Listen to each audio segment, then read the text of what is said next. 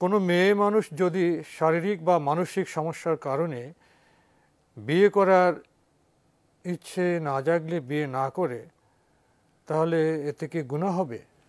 বিয়ে করা কি ফরজ, সুন্নাহ, নফল, ওয়াজিব? হ্যাঁ, এ ব্যাপারে কিছু বলবেন?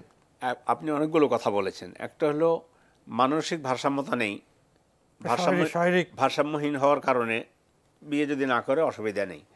কিন্তু বিয়ে করা কখনো যদি বিয়ে সব দিক থেকে সক্ষম, অর্থ, টাকা, কড়ি, শারীরিক শারীরিক মানসিক সব দিক থেকে সক্ষম, এবং বিয়ে সাথী না করলে হারামের দিকে চলে যেতে পারে, খারাপ কাজের দিকে চলে যেতে পারে, তাহলে ওই অবস্থায় বিবাহ বসা নারীর জন্য এবং পুরুষের জন্য বিয়ে করা, নারীর জন্য বিয়ে বসা ফরজ।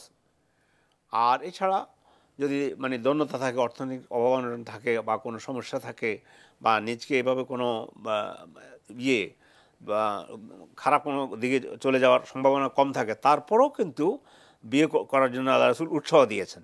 না, আল্লাহর মতো বলে থাকেন যে বিয়ে করাটা সুন্নাহ, সুন্নাত, একটা সুন্নাহ।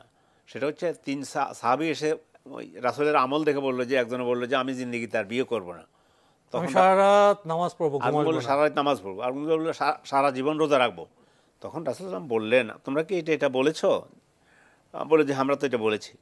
তখন তিনি উত্তরে বললেন যে, আলা ইন্নী আকশাকুম লিল্লাহি ওয়া আতকাকুম লাহু, এই খবরদার, তোমাদের চাইতে আমি আল্লাহকে বেশি ভয় করি। ইন্নী আসুমু ওয়া উফতির, আমি রোজাও রাখি, মাঝে মধ্যে নফল রোজা রাখি না, হ্যাঁ ভাঙি।